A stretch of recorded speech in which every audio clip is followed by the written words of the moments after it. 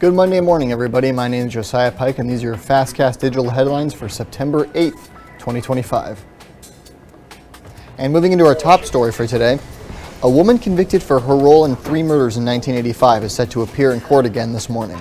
Winona Fletcher was just 14 years old at the time and is the youngest Alaskan female ever convicted of murder. Fletcher was convicted of helping her 18-year-old boyfriend carry out the triple homicide of 69-year-old Tom Facio, his 70-year-old wife Anne, and Anne's 75-year-old sister Amelia Elliott. An appeals court has since ruled that judges must weigh a minor's brain development when considering sentencing, a ruling that now reopens her case.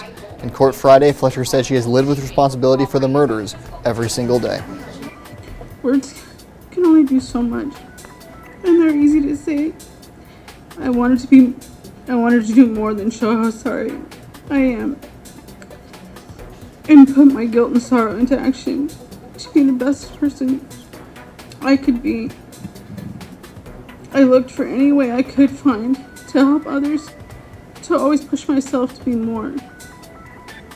My crime pushed me to be better every day. It will be my purpose for the rest of my life, no matter where I am, who I'm around. She's been incarcerated for the past 40 years, and her hearing will begin at 11 a.m. today. And now it's a common question for all of us: what do we do with leftovers? Well, for the State Fair, it's an even bigger question, and if you take a look here at what the Alaska Wildlife Conservation Center does with the veggies judged at the fair, you can see that the State Fair, farmers, and the nonprofit came together to share the wealth of the growing season with the animals at the center.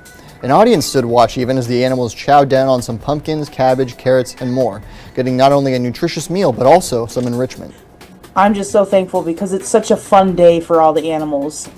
They get really into it. They don't get this kind of big enrichment that often. And so especially driving in with a tractor and letting the bears just kind of rip through the bucket, that's not something we allow the bears to do all the time.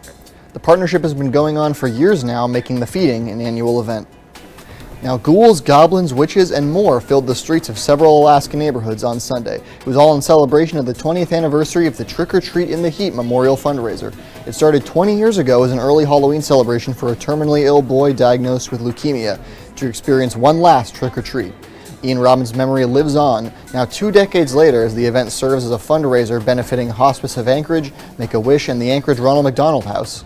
Ian's father, Sean Robbins, reflected on how much the event has grown over the years. It's mind-boggling, actually. We never really had any plans for this to become an event. It just happened organically. So, very proud that, it's a lot of fun for the families participating and for the kids.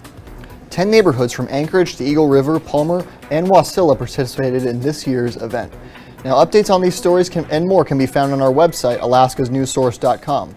Thank you for watching and have a great rest of your Monday.